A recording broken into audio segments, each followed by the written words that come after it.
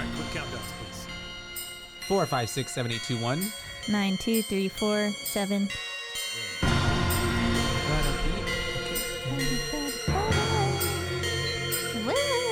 Boobies.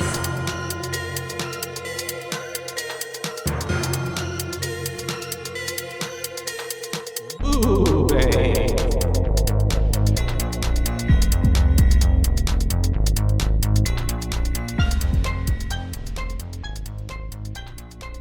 Hello and howdy, hey. Hi. We're your boobies We today. are. And we're going to do boobay things. Boobay things. And what do boobays do? We review horror movies because this is a horror movie podcast. Ding, ding, ding, ding. That was my, you won. You won. Confetti just dropped. Confetti? Confetti. With a little accent. Confetti. Confetti. It's just little feet-shaped confetti. In different colors. Yeah. 32. Aw. I bet you they've got that for baby showers. Oh, probably. Mm-hmm. Yeah. With little babies and little angels, probably, and diapers, Pampers, Baby bottles, dead. baby bottles, Oh. baby bottle pop, baby bottle pop. You can lick it, Suck it or dunk it. I don't know. and shake it all up, something like that. What are we talking about today? We are talking about, I'm Caitlin, Oh, and I'm Joshua. and we're here to talk to you about candy, apparently.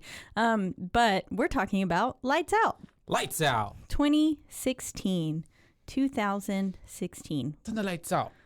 Yeah, I'm really excited actually to cover it because I feel like I thought I had seen it, which I guess I did, but I guess I saw it such a long time ago that it kind of was a brand new watch for me. Yeah, And then you told me that it was based on a short. exactly which you made me watch. And I mean, it's only 2 minutes, 30 seconds or something like that. It's Yeah. very short. Terrifying. And it was very terrifying. Mm-hmm. And I really liked how they got all of this movie from that because I mean this obviously expands even more on that with having a whole family and these because it's kind of like a drama as well. Oh, yeah. Because there's so much emotion and heavy family based trauma that it's kind of hard to not also just see the serious side of this family trying to get through it, but all the whole there's some supernatural element that's also making it extra fucking hard for them to just get through their regular life shit. Yeah. Mm-hmm. Which was, there were a lot of moments in the film where you could see bits of the short coming through. Mm-hmm. But the biggest thing that's different is obviously that they had to make the short somehow. They had to make it an hour and a half. feature-length film. Mm-hmm. Yeah. So they had to add in all that drama and stuff. But there's one moment where they tape the light covers and stuff like that, just like she did in the short. So the short is, like we said, super short, but Super short. opens up essentially with this lady, and she's it's after hours, and she's doing work, right? Or no, she's at home. She's at home. This is because I'm confusing the movie already. Yeah. She's at home. Mhm. And I'm wondering if the lady It's at her. the beginning, It's it the is same. her. Mhm. Okay. I was like, it looks the same. It's She looks the lady. same. Yeah. Okay. That's awesome Yeah. that they cast her for the feature length film. Mm-hmm. Yeah, she's at home and she's she is finishing up in the bathroom, I believe. Mm-hmm. And then she's getting ready going- for bed. Yeah, going into her room. And of course, leading up to her room is this giant hallway, Mhm. Because can't have a scary movie without a long, creepy hallway. What is it about hallways that makes them so terrifying? Because it's you're at one end and then it's the other end. And most of the time, I mean, yeah, usually there's doorways or stuff maybe, but it's closed. And so there's no escape. It's just It's that true. end or behind me. Yeah. So that's pretty scary. It is. The actress's name is Lotta Lawson. Lotta Lawson. So we can give her flowers because she was pretty cool. She yeah. And did a lot of acting. she essentially, like we said, was getting ready for bed, and yeah, she's flipping the light switch, and there's that figure that's whenever the lights are On. and then off whenever yeah. she turns them on, Yeah, the figure's yeah, there. yeah. Sorry, I was just going to say the amount of time she flips this light switch. Oh yeah, and doesn't and she's just huh. The first time I saw that, I would have been like, nope. Literally Out. leaving them on and leaving. Yeah. Yep. I Mhm. would have walked right the fuck past it. Because that is scary because she Yep. does it enough times to where you're okay, we get it. There's something there. But then the last time that she turns the light, what is it, off or on? It's so confusing. The last time that she does it, the figure disappears. But it's right next to her. Yeah. It shows up right next to her. And that's terrifying. It's like right there in the doorway. And she's like, bah! And then she doesn't. Because it like runs up. Yeah. Yeah, okay. Well, I think it's just like blinks, right? Yeah. It's like at the end of the hallway, and then all of a sudden it's right next to her. Guys, I watched this 2 minutes and 30 seconds like a month ago. Yeah. But we watched this a while ago. I'm trying to remember it. But yeah, terrifying because she turns it off and the person's facing away from her. So you're just seeing like this like ratty butt of someone. She's naked, naked, and she's covered in dirt or something. She looks very dirty. But all of a sudden very like the kids from Mama. Yes, yeah. And all of a sudden this creature is next to her and it's scary. And then this bitch she tapes the light switch at this point, right? This is when she tapes it on. Yeah, to try to keep the lights on. And then she's just getting underneath the bed sheets after that. Which also like what are bed sheets gonna do? Yeah. And to a child brain, sure. Then she starts noticing that, is it the little clicker on the floor, the switch? What is that thing called? A power strip? Power surge. A power surge protector. There you go. Power strip, yeah. It's like wanting to flick off. She's hearing it, and so she like kicks it to try to like fix it. And at that point, I would not reach for anything that like is where something can reach you from under the bed. Under the bed. Yeah, that's scary. And so she's not using her best horror movie. She's able she's able to keep it on, but then that's whenever the creature then like turns off the lights, right? Yeah, she hears the door open slightly and is like not looking in that direction. And then all of a sudden she doesn't hear anything for a second and she turns over and looks. Her room is first off barren. Yeah. There's nothing in this room other than a tiny night switch or a nightstand with a little lamp on it that's plugged into the one surge protector in her bed. It's very like... It's minimalistic. Super. Yeah. Or she just moved in. Could be. Or she doesn't have that much stuff. Yeah. Maybe. And then there's this lamp on the end of the nightstand that's got one of those little light switches on the base of the lamp. And she turns over and all of a sudden there's this creature just staring at her with the most disgusting smile. It's like very so eerie, over grimacing. It's over. It's just too big. You know what it reminds me of? Too big. The Wallace guy and Gromit. That and the guy from Courage the Cowardly Dog, whose name's Fred, and he's like, "You've been a very naughty." Yeah. I can see and that. He smiles really creepily. That's very simple. I mean, Courage isn't claymation, but no, but Courage is also horror themed. So yeah. Wallace and Gromit is fits. Well, they have like a Halloween one. But Wallace and Gromit, they've got those really big smiles and stuff. And that's what it reminded me of. And it's just sitting there smiling at her and then clicks turns off the light and that's the end. That's it. Yeah. We don't know what happens, but we can assume she's dead. She's dead. She's dead. She apparently lived though, because then she made it to this movie. For real. Well, and then she got some good credit roll because she's in there for about at least 15 minutes before she's like, I'm out. Bye. Be careful going home. Yeah. It essentially opens up at Wells Textiles, which is a factory, and it's after hours. It's nighttime. I'm pretty sure that these are the only two people left in the building, probably. Yeah. We've got Paul. Is his name Paul? I believe so. Yes. Paul, who's like the head honcho, I'm assuming. And Jill. Who is played by Lotta. And so, and I was like, oh, it's the lady from the short a minute. And he's talking to his son on the phone. On Skype. Yeah, it's FaceTime before FaceTime. Yep. But I guess this was 2016, so FaceTime was still a thing. Skype's still a thing. Is it? I don't know. I haven't used Skype in a really long time. Yeah, I don't know. I don't know. It was like I think I remember using like MSN Messenger back in the day. Back in the day. That was a long time ago though, like 2010. But anyways, we act like that's long ago. A decade ago. And so they're talking about, the son wants his dad home because the mom is acting weird. Yeah, mom's like, I was like, Mom is losing it? Yeah. I don't know what's going on. And the dad is basically saying like, it's okay, like I will be home soon and I will make her better. Like I'm gonna make sure that she gets better. and he's just trying to reassure his son. And that's pretty much the gist of their conversation, what they're trying to talk about. And then that's whenever Jill comes in, and because it goes to her, and she's, I guess, getting ready to leave, prepping stuff for nighttime. Yeah, she came in and asked him if he wanted anyone work overtime. Yeah, and so she left to go tell everyone to go home, and she's doing her closing duties, closing up around the warehouse, and she realizes, like, as she's like trying to fill out her form and stuff, she's standing there and all of a sudden the lights go out and they're motion censored. So she, like, you see her waving her arm around and stuff in order to turn it back on. But then all of a sudden, right as the like light flicks on, we see something move in this clothing rack, and it was like, ah. For real, it's scary because I'm like, why are the clothes moving like that? Yeah. Like something walked by and they shouldn't. Yeah, it ran past it. Yeah. And at this point, Jill's freaked out, as anyone should be.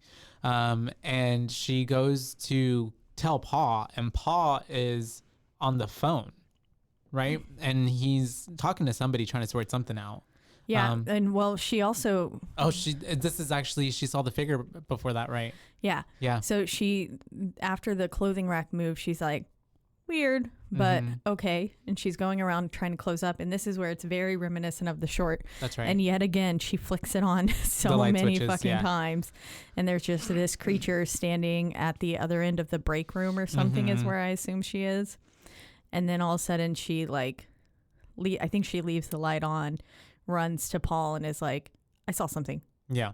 There's something. And there's he's something like, here. What? And she's like, I don't know, but just be careful going home. Yeah. Because he's on the phone. So he's busy. He can't really talk to her. Yeah. And so he, gets off the phone call. She leaves. So it's now his time to go home. But as he's leaving, he's walking down the same corridor, essentially, that she was at earlier, where those clothes on the clothes rack moved and stuff. Yeah. The motion sensor lights. And it's kind of like lights where it's like, they're like, what do you call them? They almost look like like cook lights, like lamps, heat lamps, because they just have like one round like light where it falls, and then like the rest of around it is like black, dark. Yeah. It's very. I mean, just a very centered light. Yeah. Where it doesn't have a lot of bleed out. So there's gaps essentially. Yeah. Between the light and the dark, and so he starts to. Is this where we see the thing on the floor? Right. Yes. The figure. This is where we see her crouched inside the shadows. Yeah. And it's like. It's already creepy. Yeah. Because then she starts to like get up, and this movie actually kind of creeped me out a little bit because of the design of Diana. Yeah. I just didn't like the way it moved. Like it was just. That's fair. I just didn't like the way I thought she looked very great in the dark. Yeah. Terrifying. And with like glowing the little eyes. Yeah, the glowing eyes were creepy. Yeah. Once it actually showed her and stuff, wasn't a fan of that as much. Partly just because I loved the creepy smile from the short. Gotcha. And I know that they had to make her like covered in these lesions and stuff to help with the story and perpetuate it, but it's still, I liked the smiley version better. Creature better. Yeah. It's scarier for you. Yeah. It's terrifying. Okay. Oh my God. If I woke up to that thing, oh, no. But it also looked like a child, didn't it? From the short? I kind of got like shorter. It was definitely miniature. Crouched. Yeah. Kind of situation. Because it was a full-size person whenever it was next to her. That's true. It just, I think it was crouched down next to the bed. Yeah. And it was like creepy. Cake. And so making itself eye level with her. The ding ding ding, Diana is now coming towards Paul, but he makes the lights go on, right? Yeah, because the lights keep flicking off, and then on. He keeps like turning them back on and stuff. But each time she's getting closer and closer, and then eventually he's like, nah, fuck this shit, I'm starts out. Running. Yeah, runs, but not before she gets his leg. Yeah, because he's going through, like we said, one of the gaps in the lights, and then he ends up making his way to the back area, which is not the same break room area, I guess, that she was at earlier, but Yeah. a different area. It has like a mirror, not a mirror, like I think a window. he makes it back into his office. Is that the office? Yeah. Okay. I think he makes it back into there. Is that what it was? Okay. Well, he does, and it has like that window and stuff that you can see through. And he makes it in there, and it's also he has the lights in there on. Yes, he does. It should be said, this place is like a mannequin factory. Yeah, because there's mannequins everywhere, covered with mannequins, which is also very scary because also makes it creepy. We talked about this in the Saw dark, the silhouette and stuff, and then I'm sure there's been some other film where we've talked about. Yeah, it's always in a fucking mannequin factory. Because it's got to be creepy. Yeah, it adds to the creepy factor. There was one time I was listening to some scary stories after dark. Like, I was listening to ghost stories while I was closing up at work, and I was completely alone in the building. And it was dark, and the lights were turned off overhead. I was just working with the sunlight. Yeah. And then all of a sudden, like, I work in a clothing store, so there's mannequins kind of everywhere. And yeah, I was listening to one about mannequins. That's scary. So you were like paranoid looking over your shoulder. I had to turn it off and then call someone to walk me out, like be on the phone with me as I walked out. They were watching you the whole time. Ooh, They wanted to kill you. so creepy. But they said you knew too much. You know too much. And so he ends up getting to that back room. It's locked, but the doorknob starts shaking. And then he's like, guess freaking out a little bit, but then the lights go off in there. Yeah. And that's whenever he's, for some reason, also was backing up into a corner the whole time, I guess, to get away from the door. Yeah. But also it's like pitch black in that corner and the furthest thing away, I guess, from the light. But because there was kind of light flooding in, I feel like, from that window. Yeah. Ish. I don't know. But he ends up getting yeeted and snatched into the corner of the room. You don't really see it. Yep. He's sucked away, and then you see his corpse just plop down in the middle of the factory. Yeah. And he's you can fucked assume up. he's dead. Yeah, he's pretty mangled. Yeah. She did a number on him, and then we have a title card, and it's lights out. Yep. And it kind of pans in really creepily, like comes in on just some of the letters at a time, and you're like, ooh. I liked it. Yeah. It's pretty creative. It is. And then we start the movie off with some corny, sappy romance. Yep. Becca's got commitment issues, is what I wrote. She does. Yeah. From the get-go. Been seeing this guy, Brett, for like 8 months. Which is a pretty long time. Says. Yeah, which is a long time. And then she's like still kicking him out, not letting him spend the night. They're not boyfriend, girlfriend yet. Yeah. No titles. Yeah. Even though they've been seeing each other exclusively for 8 months, which I was like, damn. I mean, like, I went through phases like that, but I got bored of the people after like 2 months. 2 months. Yeah, that's 3 different. months. I mean, 8 months is a long time. Just call a spade a spade. Yeah, I was like, Fucking you're boyfriend and girlfriend in a relationship at that point. Yeah. Yeah, especially. Yeah. Because he was like, I love you. And blah, blah, blah, blah, blah. But anyways, we do see in some photos and family stuff that she's got around that little boy from the beginning of the movie talking to Paul is her little brother. Yep. And we see her and her mom and him, right, in a photo. Yep. And then we are between them. What's the boyfriend's name? Brett. Brett. It's my brother's name. Oh, really? Yeah. Oh, yeah, that's right.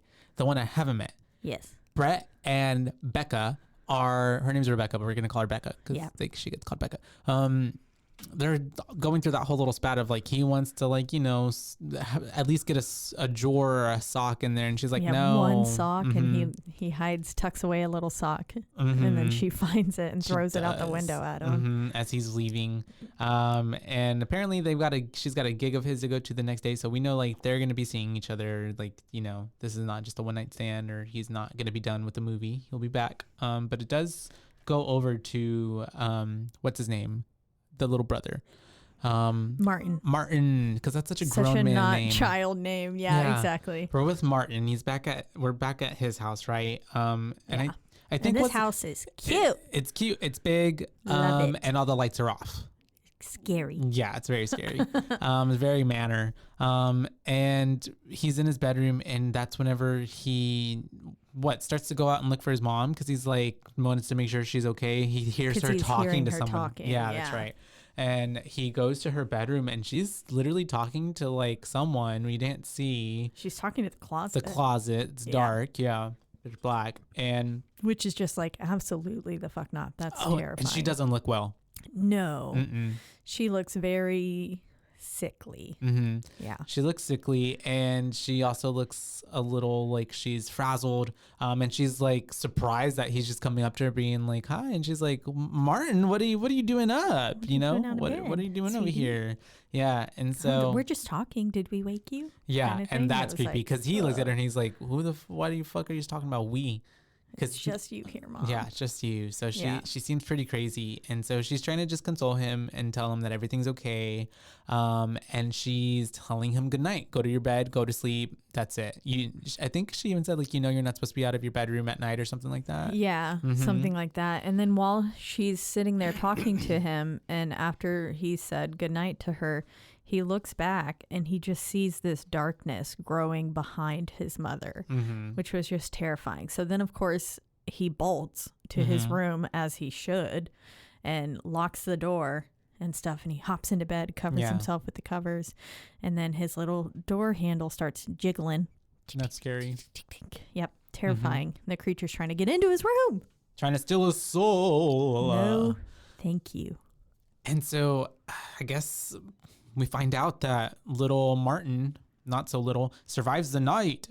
He ends up, it's the next day already? Yeah, he's going in to his school. homeroom and he's falling asleep in class. Yeah. So he's in the nurse's office. They've tried to call his mom, but she's not answering. Yeah, she's not picking up. So this is where I clued in that Becca was Martin's sister. I wasn't sure if maybe she had just like babysat him or something from the picture.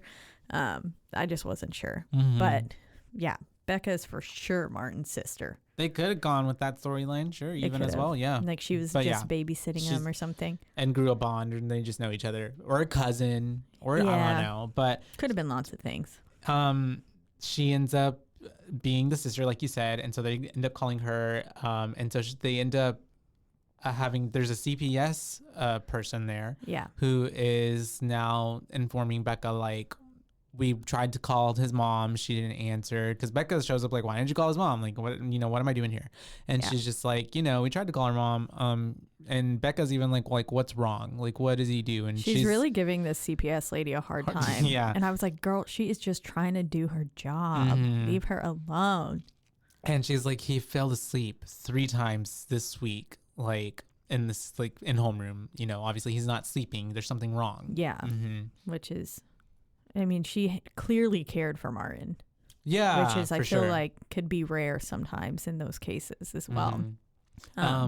And so he's being also a little cryptic, because when he's like talking to Becca and she's asking him questions, he's like, I don't want to stay at my house. Can I stay with you? Like, Mom keeps having a friend over, and she's like, what friend? And he says, Diana. And you see the flicker of recognition across Becca's face where she's like, look at what? Yeah, because she's like, how long is, she starts telling him, Mom did this to me when I was your age. Yeah, I had to go through the same thing actually. And Diana isn't real. She's just like a figment of your imagination. Yeah, but also like dumb fuck Rebecca. Like that's some big denial, because like how in the hell is he gonna also have the same figment of imagination? Like that's dumb. Especially if you never talked about it to him, you never put it in his brain. None of that. Yeah, I don't know, but. And so that's whenever we do have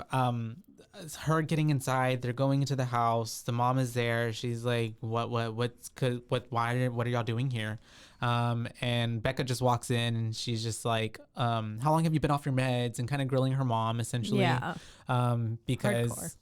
Her mom, because she has this relationship with her mom that's tumultuous already. And she knows that her mom has a history with mental illness. And so she's just like, really probably giving her a lot of like resentment or taking out her resentments and like all of that like animosity that she's held up in this situation towards her. Yeah. And at the same time, we have Mr. Martin upstairs, and the little homeboy is packing so fast. Packing like his bag, like his life depends on it. Because it does. Yep. And even when he's done packing and he's like walking by, or he looks into the office, I guess. Yeah, the office next door to him. The door opens. That's right. The door opens, and then he walks past it. Or he walks out of his room because he heard it open, and then all of a sudden the creature just like slams the door shut, and it's like boom, in his face, wisps away. Yeah, because it had like a stained glass window, so you could see her like body through it. Yeah, which was pretty cool shot. But yeah, I love the way when he comes downstairs, Rebecca's like, "Get your bags," and he's like, "Got them, packed, already. Let's go. Let's go right now." Literally. And the mom obviously isn't too crazy about this. She watching them walk out and like losing her shit on the front porch and just like crying. And then I'm just thinking like Brett is just watching all this happen in the driver's seat, just like, oh, okay, I guess he's coming. And she's like, he's coming with us. He's staying with me now. I can't imagine what was going through his head, especially like this girl doesn't trust me enough to. Yeah, exactly. Yeah. I would have been like, no, I'm not taking you somewhere.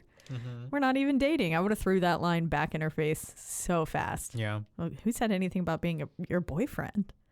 Didn't sign up for that yet. Because you didn't. And so, yeah, she ends up, what is it? The little boy, they're back at Rebecca's house. Yeah. And the little Martin asked her, if mom's crazy, are we crazy too? Does it mean we're crazy too? Yeah. We're just like, aw, but yes. It does. And it's hereditary. And Becca's like, no, like, we're okay. Like, it's just mom. Like, she'll be better, like, when she gets her meds and gets some sleep or something like that. Yeah. Trying to console him. And then it's nighttime, essentially, right? Because Brett leaves. Or he goes to get groceries. No, that's later. Yes. Sorry, my bad. So yeah, it's just nighttime. And also, how does she sleep with that tattoo sign going off and on throughout the night? I didn't get that. Apparently she lives next to a tattoo parlor that has this like giant LED light that just goes flashing red all night, like a very slow, like on and back off.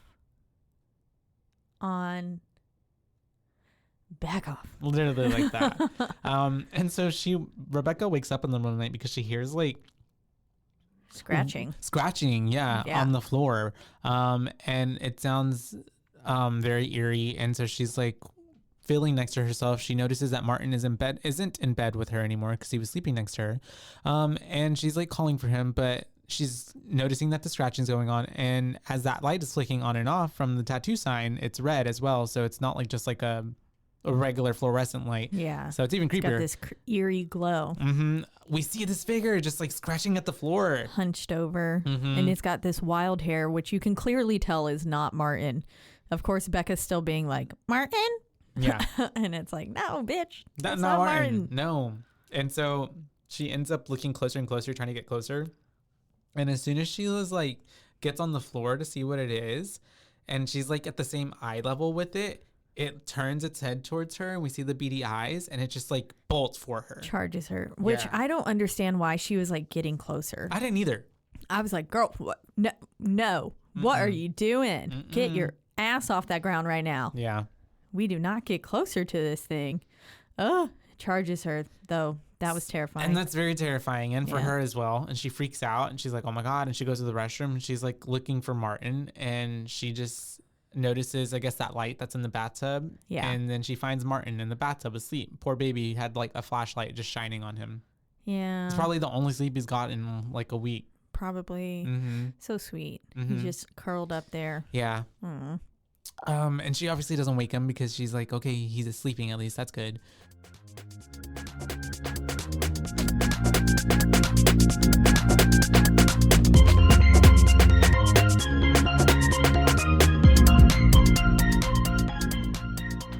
Looking for a great haircut or shave experience? Come to Champion's Salon and Barber. Our skilled barbers and stylists are dedicated to giving you the best service possible. Whether you need a simple haircut or a complete grooming package, we have you covered.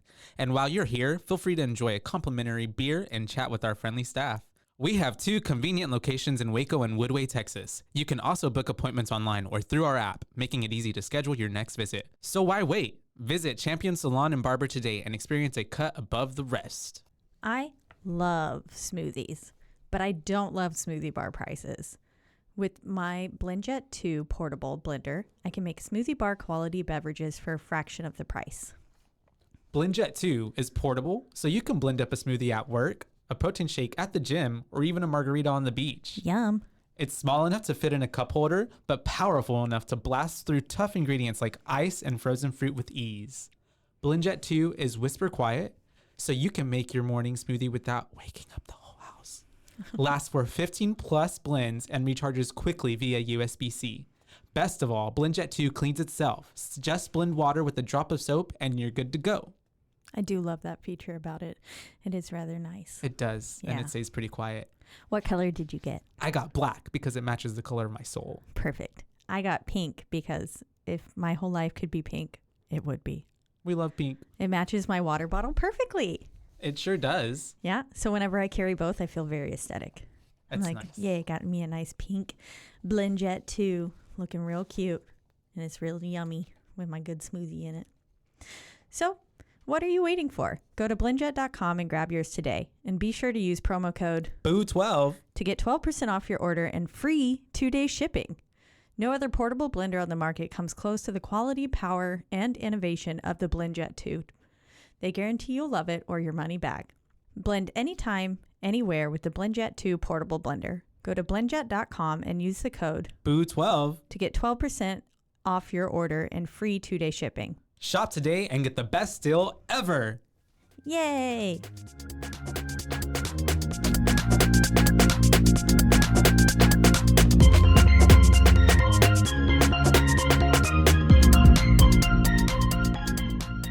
And we're back. And so basically, it's the next morning, though, after Martin fell asleep in the bathtub, and the CPS lady stops by the house, makes a home visit. She sure does because she ain't having it. She's No. like, you can't be doing this. You are not a suitable parent, parental figure A for guardian. this little boy. Yeah, exactly. Guardian. Yeah. I love how she's talking to Becca and telling her about this. And like at first I'm like, well, that's his sister. Like, let her have him. Like, but then she looks around. There's like literally a bong, Yeah. and like marijuana and like all these things. And like, because Becca's like, this is a suitable home, and she's just like looking around. And It's she's hilarious. like, I can find 1, 2, 3 things right in like a 5-foot vicinity that is bad. Yeah. And so obviously she ends up taking Martin because she's like, look, I got to take him back to your mom because she is his mom. And the only way that you can get him is if you file charges against your mom, and that is going to get ugly, and that ain't going to be pretty for anybody. And if you really want to open up that can of worms, then do it. But if not, I'm taking him back to his mom. Yep. And Yeah. she said the mom seemed perfectly lucid this morning whenever she met with her on the phone or in person. I think she made a home visit after the mom called her Probably. and said that she seemed perfectly fine. Yeah. Which I was like, did you see the same mom we did? Who knows? Because she was looking pretty rough. Pretty rough. She could have finessed her, could have just, Yeah. lied her way into Turned on the lights. Exactly. And so we have Martin's gone, and he's telling her as they're walking away, he's like, it's okay, like I actually slept through the night, so I'll be okay, I'll be good. And I'm like, damn, oh okay, poor Martin. Yeah, he's gonna die. No, I'm just kidding.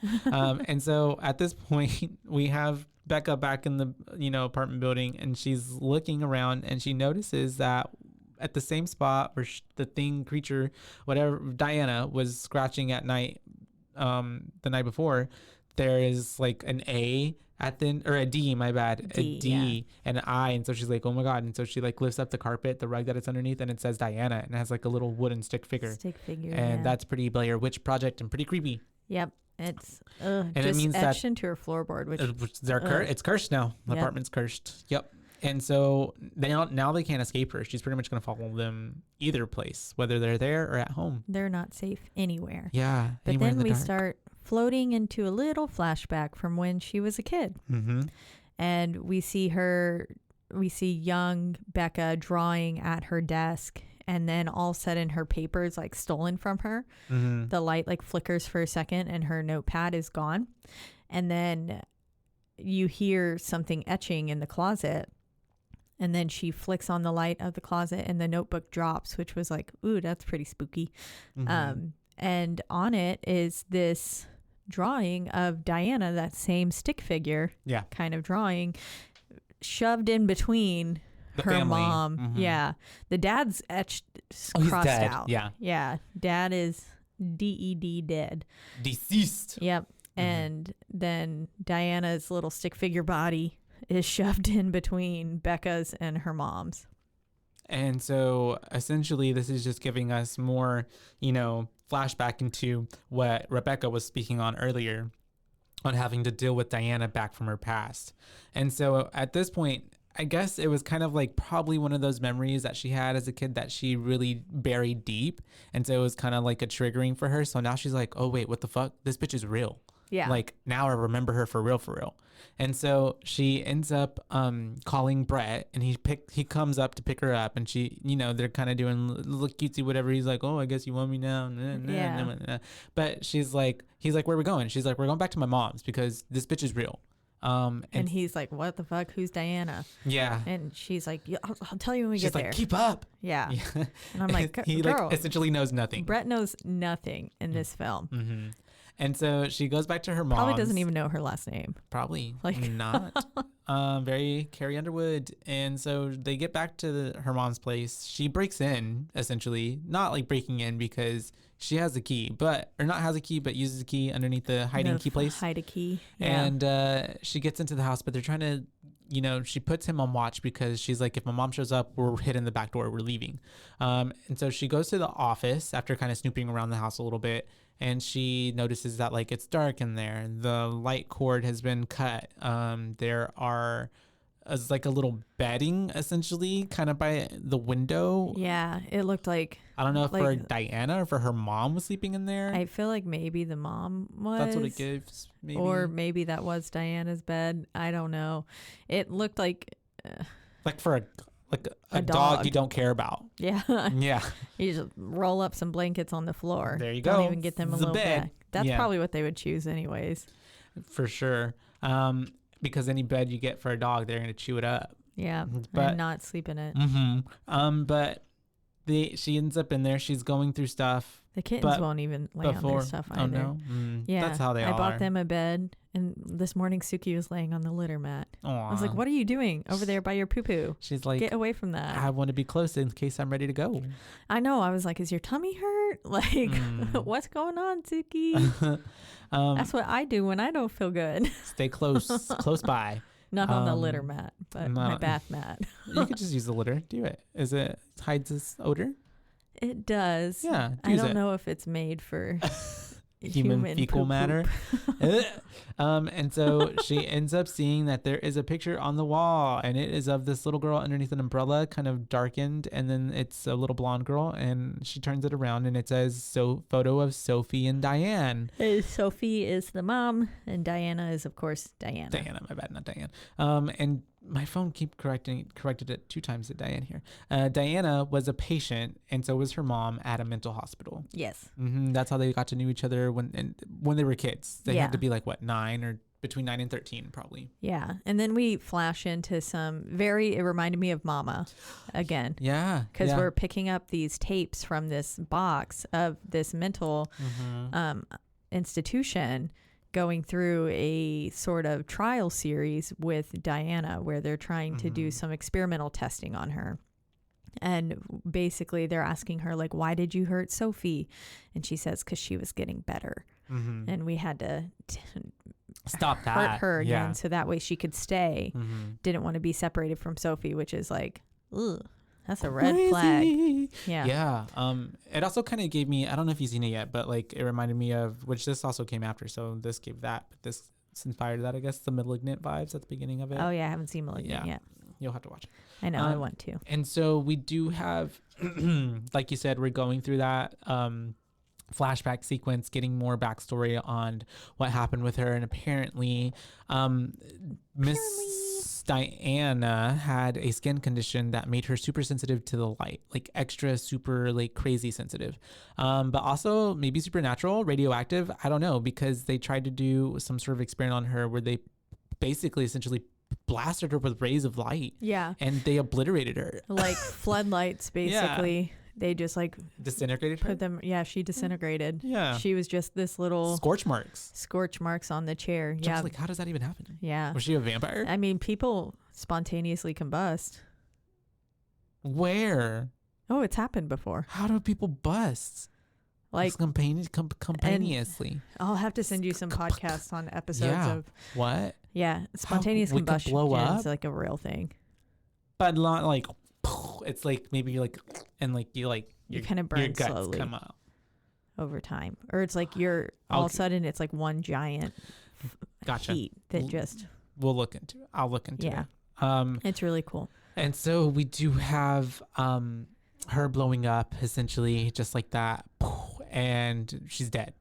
Which then, got rid of her, but not really, because I'm like, now I guess because in the way she died, she became this like evil entity that latched itself on to Sophie. Yep. Essentially. And after Becca starts to find out all this information, she ends up, is the Brett inside the house, right?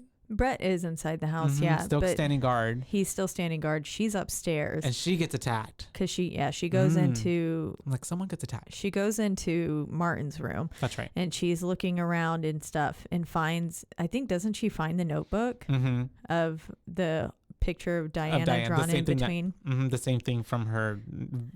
little flashback. Yes. And then all of a sudden she's getting like choked out. She's like getting... held up to the ceiling. Yes, because the door shuts. Yep. And you're like, what the heck is that? And she's like going closer towards it, and all out of nowhere, Diana's like hovering up above and just like picks her up by the neck. Yeah. I thought that was pretty good. It's pretty creepy. She's getting choked out, but Mr. Brett hears and he comes up and he opens the door, and as soon as he does that, lets the light in, Miss Rebecca gets dropped to the floor. Yep. And then you hear a whisper either before Brett comes in or afterwards. I think it's right before. Yeah. Stay away, and that she won't be sent away again. Yeah. And they end up fucking leaving, because who wouldn't? And as they're walking out, she's like got this little box of stuff, and he's like, "What's that?" She's like, "It's proof." Proof. This is proof. The proof is in the pudding. And then we flash to Martin and Sophie, aka Mom, walking up the steps, and she's saying like, "How about we have a movie night?" And it'll be good for us. Some quality time is what we need. All three of us. Which was like, I'm gonna slap her. And Martin was like, can it just be us two? And she's like, oh, we'll see. Yeah. Which was like, ugh, that's so creepy, Mom. Very creepy. But they're back. They're inside, and it's movie night. They're on the couch. They're actually having the movie night, just them two. But she ends up looking at him, and she's talking to him, and just kind of bringing up, I guess, just asking him how he is, I guess. But then it turns into her bringing up that she has a friend that she wants him to meet. Yep. And she essentially is just basically, she's setting it up because she's about to introduce him to Diana, I guess. And he's like, I don't want to meet your friend. Her. Like, please no. Like, I'm okay, Mom. I'm good. Like, I just want it to be us two. And so then but Sophie's not listening. She goes, she flips off that light switch super fast. She comes so horrible. Sits back down on the couch, and then all of a sudden we see Diana in the corner, and then she's like on the back of the couch. Ugh. And fucking Sophie's trying to like hold Martin's face to look at her. That's so cringe. And I was like, she's fucking crazy, dude. Diana like touches Martin's hair and stuff, and then Martin finally breaks free. Finally breaks free. And he goes and turns on a light, and Sophie's screaming like, stop, he doesn't know, because Diana's now pissed. Diana's like, what the hell, he didn't like my pets? For real. She's like, nah, he's gonna die now. Yep. He had one chance, and he ends up running away. Yep. Right. Yeah, because we're back with Brett and Rebecca, right? Yeah. And that's whenever he ends up knocking at the door, and she's like, hello. Because at first you think it's like oh no, it's the ghost. It's Diana, even though she's not a ghost, I guess, technically. But it's him at the door, and she's like, oh, hi. And he's like, hello, can I sleep here tonight? Essentially. Right? Did I skip over anything? Nope. Okay, yeah. And so that's whenever he's there, she's like, are you okay? She is gonna make him food, but there's nothing in the fridge because Brett's looking, and he's like, we need to go buy some groceries. And so she sends him to go get groceries, and she's explaining, basically gives her the time to explain Diana to Martin. Yeah. She's saying that she believes him, and basically to me, Diana was giving Samara Yeah. a little bit. Yeah. Just with her whole Like existence. revenge ghost. Yeah. And then the being tested on and stuff like that as well. Kind of thing. But basically she's explaining that Diana only comes around when mom is at her worst. And then... And she explains like she was like this. And he was like, oh, you mean like when your dad left her? Or dad... Yeah, because it's only explained at this point that when your dad left your mom, she's like, yeah, just like that. Like, that's when she got worse, you know? And then he asks, if she's dead, how could she be doing this to us? Oh, and this is where the knock on the door happens and no one's there. Gotcha. Yeah, and so after that knock on the door, though, Martin ends up getting attacked. Yep, because she lures him in with the closet, like something's happening. I think the scratching is coming from inside the closet or something, and she's going to turn on the light, but while she's doing that, Martin's standing behind her and he gets yanked under the bed, which was but she's able to for him. pull him back from out from under, and that's whenever they end up going back over to the mom's house. Yep. Pretty fast after, because they're like, you know, we're gonna end this now. They go over there, and what is it? She starts confronting her mom. Yeah, she's questioning her mom about Diana. Basically, Sophie's like, no, I'm not going to cut out Diana and hurt her that way, just like I was hurt, you know, whenever your dad left and stuff like that. And whenever you cut me out of your life, it really hurt me. And I realized that that's what I had been doing to Diana for so long, and it's not fair to her. And so I need to keep loving her and stuff like that. Yeah. Talking crazy, a whole bunch of mess. Yeah. And essentially, I think even Becca, like, okay, wants to leave and take Martin. But Martin's like, I don't want to leave. We're obviously not safe anywhere, and I want to protect mom. Yeah. So I'm going to stay here. And so that's when Brett also decides to stay with them as well, with Brett and Becca and Martin there with her mom at her house. And I think at this point, that's whenever they're getting ready for bed. They're getting everything set up. They're taping the light switches, just like in the short. And then I think someone tries to go into the office. Martin, I know for sure, asked Becca to sleep in there with him, but I don't know if that's in his bedroom before. Right? Yeah. Yeah. But I don't know. I'm just like, the office won't open, and then someone's talking to Brett, talking to mom.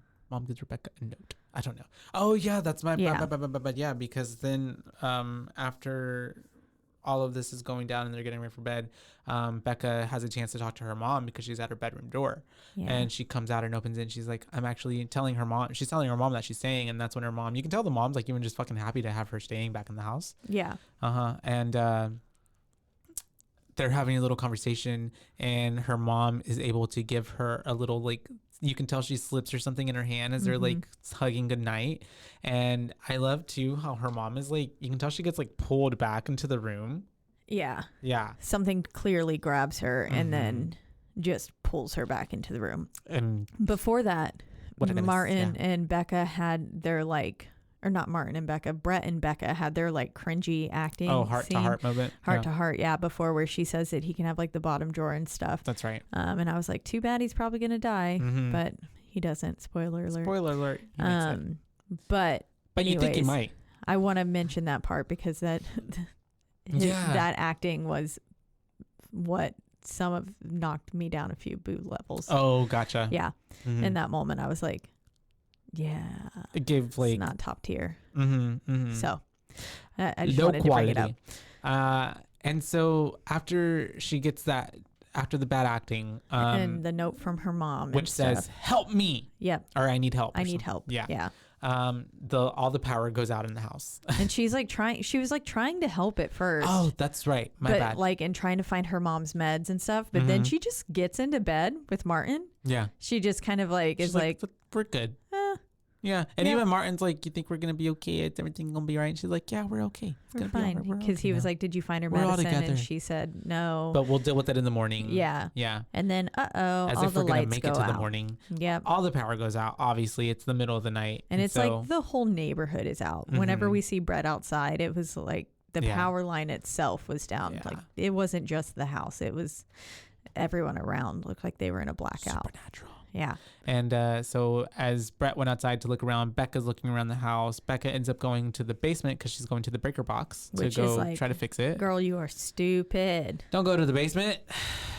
Well, there's no power. But anyway, she's down there. And also, I thought as well, like, why wouldn't she have woken up Martin and stayed together? Because she leaves Martin and he wakes up obviously terrified because he's alone. He's like, Becca. And all he's left with is a fucking candle.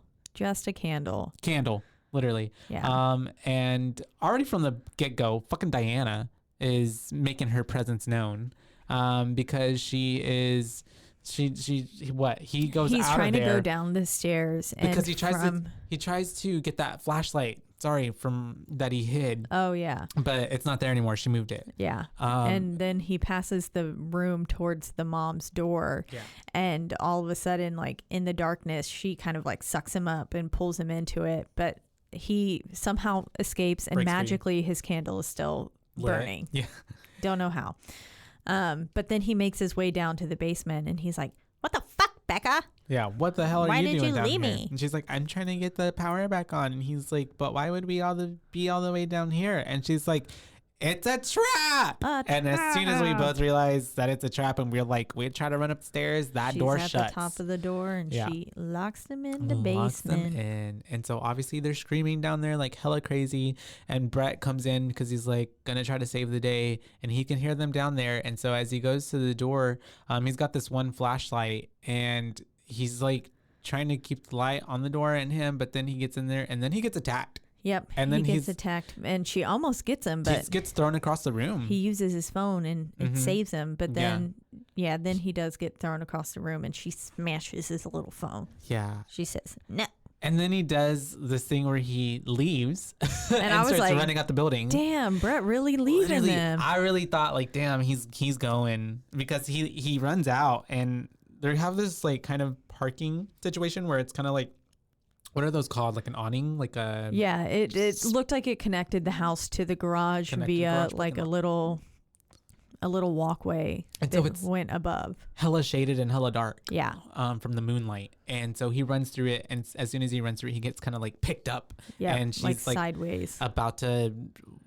body slam him. Essentially, probably on his wrestling podcast now. Thankfully, he pulls out his little key fob and is able to turn on the lights. Yep. And so the floodlights from his vehicle are able to save his life. And he gets in the car and he leaves. He just leaves. And then little fucking Martin was like, did he leave? Is he leaving? And you did. And Becca's like, no. And he's like, yeah, you did.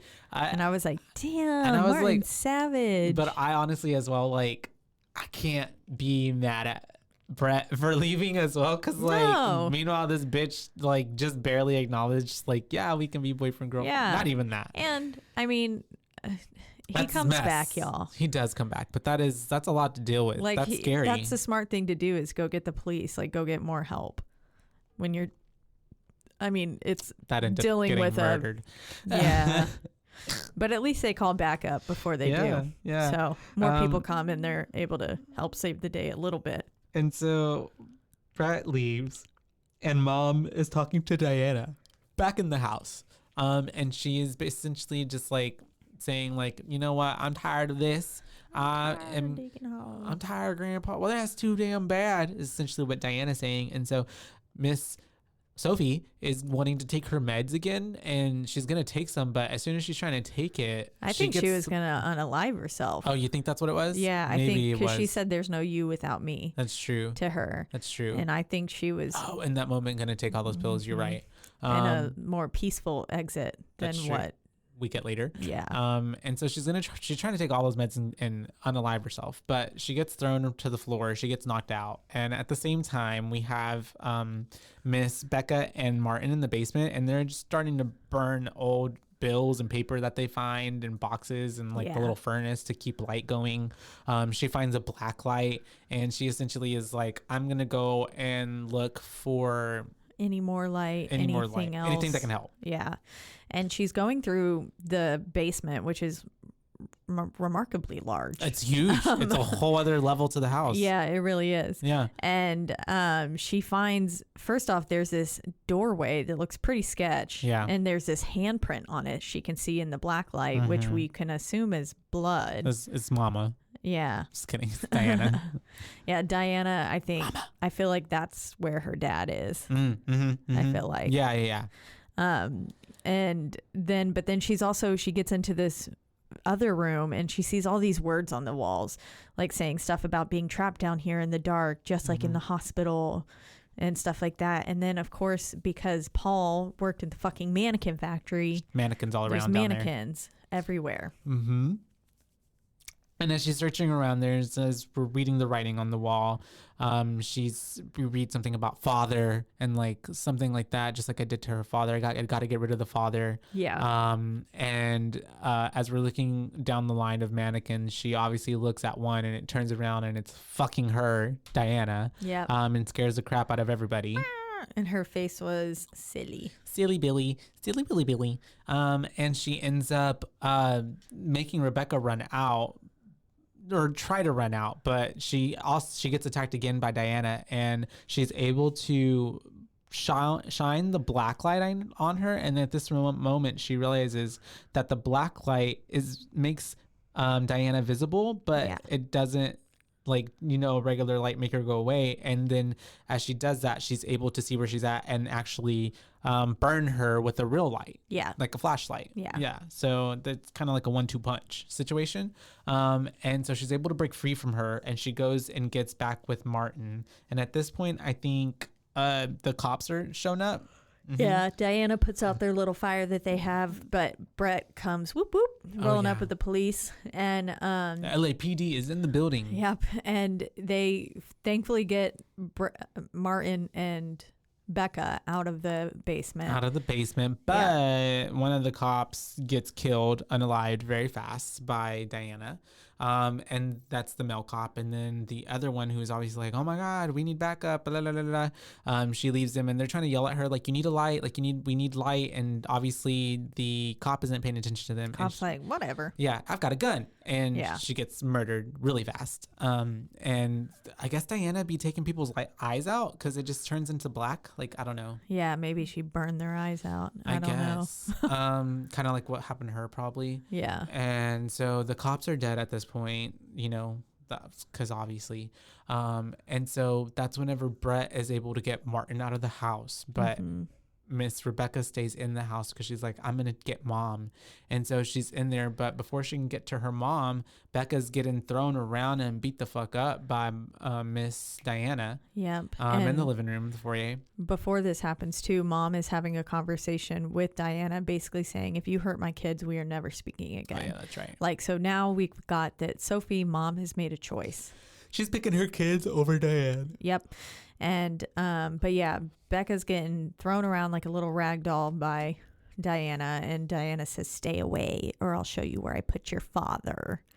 Which was like, bum bum bum. Yeah. It's in that door. It's been revealed that Miss Diana killed her dad. He never went missing or left or whatever, went for cigarettes and never came back. He just literally was murdered. Yep. And so we get that big reveal. And so I think even as Miss Sophie comes and she has like this gun and she's like pointing it at Diana's body. I don't know. Yeah, she's shooting it at Diana. Yeah. And Diana's saying like, that won't hurt me. And then that's when Sophie says, well, there's no you without me. And she points it to her head, and Rebecca's screaming, no, Mama, don't. And Diana is saying, and running towards her. And then Mom shoots herself in the head, successfully killing Diana as well. Diana goes up in flames, smokes again, just like she just kind of bursts, disintegrates like a human does. Yeah. And then we're all outside. Yeah. And we're in the back of the ambulance. And I mean, I guess I'm just like, how do we explain? I guess they're gonna spin it as like Mom went crazy and killed everyone, because there's what other way could you spin that? It's gonna get blamed on their mom. Yeah. And then she killed herself. And so, yeah, we're back, and basically, Brett and Rebecca and Martin are talking, and they're basically a new little family now. Yep. Mm-hmm. And then it just pans out on them, and then it goes to darkness. And lights out. The end. Lights out. The end. Mm-hmm. Boo time. Boo time. I think I'm gonna give Lights Out a solid 4. 4. I liked it. Really? I really liked it, and it Good. creeped me out. Yeah, Good. I was thoroughly entertained. Yeah. I thought it was a good storyline. I thought I liked that it was a mix of like a little bit of drama and heavy emotions mixed with the scary storyline. I thought it made sense that you know, the whole backstory with Diana being a patient, and then she died, and then like just like the trauma and how ugly her death was and brutal, essentially murder, how her soul then got like latched on to Sophie, and that's how she made her way into like, you know, the cyclical, always like, you know, first with Rebecca and then now with Martin's dad and stuff, and getting them out of the picture. So I thought it was pretty good. I didn't mind that they showed her a little bit. Yeah. I kind of liked it. And overall, I mean, I found it effective because she creeped me out. Yeah. But that's pretty much it. I thought overall it was pretty good. I can see what you mean about the acting at some points where it was a little kind of maybe cringe, especially more so just between Rebecca and Brett. Yeah. And I think that's just more so because at times their love storyline kind of felt a little bit like It's cringe in general. for trying to like, you know, squeeze this in here too. Yeah. Because I imagine like the movie without Brett, and it's still like it could have been pretty effective without Brett being there at all. He's kind of just like an extra like little thing for, I guess, for someone who goes to save the day. And I guess for there to be a little bit of stakes for Rebecca, but honestly, I really feel like it would have driven the movie more if he would have died. Yeah. At the end, because I feel like that even would have shown her like, no, I should and can love people, because look what happens when I had someone there to love, and then now he's dead. Yeah. And he gave literally his life for me to live. Yeah. Yeah. So I feel like that would have been a good arc for her to then like do. I don't know. Yeah. But yeah. I would give it, I think, a 2.5. Yeah. Just, it wasn't my absolute favorite. It's not terrible. I think overall it is good. There are some creepy moments in it for sure. And, you know, it does make you a little bit more hesitant when you turn the lights out. Yeah, as someone too, who was afraid of the dark, I should have mentioned that too when I was a kid for like the longest time. Yeah. Even the dark still sometimes creeps me out. Yeah. Yeah, I mean, I most of the time sleep with the TV on and stuff like that. But overall, I liked the short better. Yeah. Like if I could give the short something, 5. 5. Give the short a 5. Give this a 2.5. And I think the issue for me is actually a part of a little bit of how much you loved it. The like storyline and stuff itself, it felt a little cliche in my opinion. And I like just the unknown of, and that's the beauty of something being only 2 minutes long. Yeah. It's meant to just be a 1 minute creepy thing and not meant to have a whole hour and a half of storyline like that so you much have to flesh out. explanation. Yeah, exactly. And so I do wish they would have maybe stayed a little bit closer to the original character design. I do think that the character design that they had for Diana was still good. Her face was silly looking whenever she went blah, kind of thing. But other than that, her face looked fine. I didn't mind it. It's definitely not one of the ones where I'm like, oh God, I hated that. It's not that. Yeah. I really loved how creepy and unnerving and stuff that the short was and the creature in that. And I would have loved to have seen it with that creepy smile. Yeah. I feel you. Yeah. Want some fun facts? Fun fact me. This movie made back its entire production budget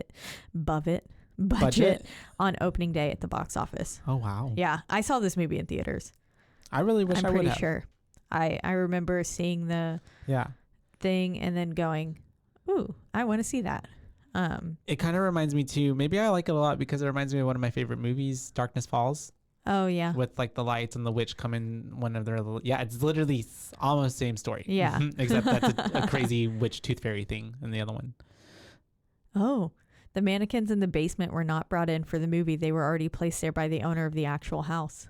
Oh, creepy. Yep. So I wonder if they brought fitting. in the mannequin warehouse at the beginning Because for of that reason. Maybe. Yeah. Maybe it could have, what's the word? Influence that. Yeah.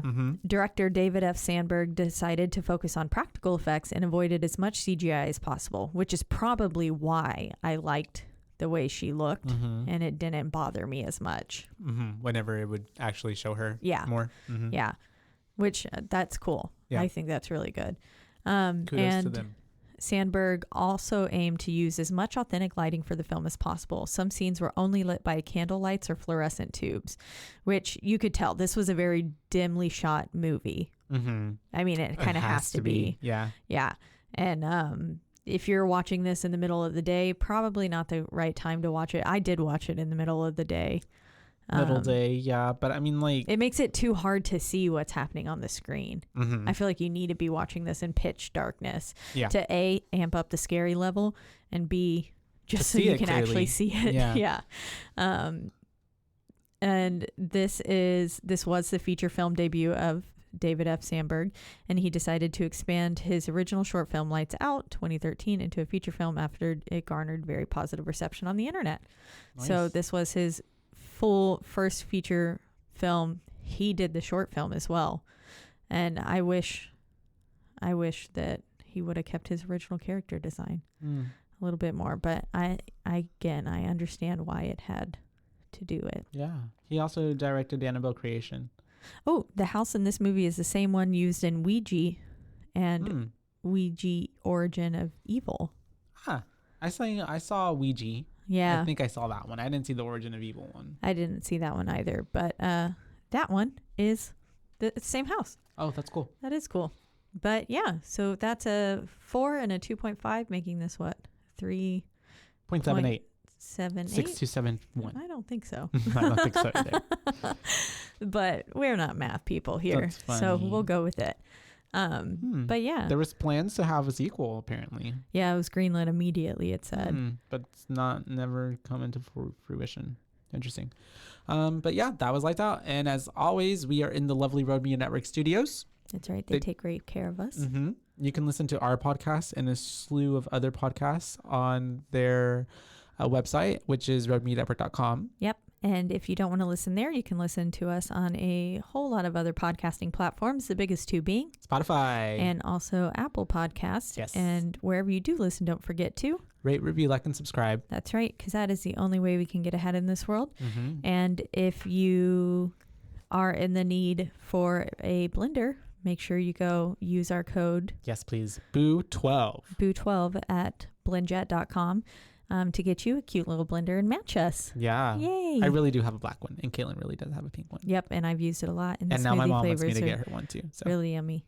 They are really good, actually. Yeah. They come with these cute little like jet packs. They're in a variety of flavors. They have some that are like for protein. They have some that are more latte style, and then they have another variety which I believe is just like a fruit smoothie kind of situation. I had blueberry banana yesterday morning, and it was really yummy. Sounds good. I had the chai latte the other day, and it was amazing. Honestly, it was so good. I poured it over some ice and like put a little French vanilla in it, and it was amazing. Nice. Yeah. That's yeah. So fancy. And literally you just put the packet in with a little bit of milk and just it up 30-40 seconds. It's done. Yeah. Nice. Awesome. Yeah. Yeah. I've been putting ice in mine as well too. And the BlendJet actually does do a good job of blending it. It does crush it up. Yep. But if you want to let us know your thoughts on Lights Out, or if you forgot our code and you want to go buy your blender, then you can reach out to us on our one social media platform, and that is Instagram, and that is at Boobaes Podcast, at BOOBAES, because we're your boobaes, not your boobabes. That's right. And until next time, you guys, will be covering his house next. We got it backwards because I watched the wrong movie.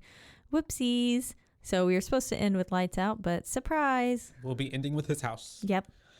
Also on Netflix. So Also on if you feel like Netflix. watching it, watch it before the next episode and tell us what you think about it. Yep, and listen along with us. So until then, you guys. Bye, bays. Bye, bays.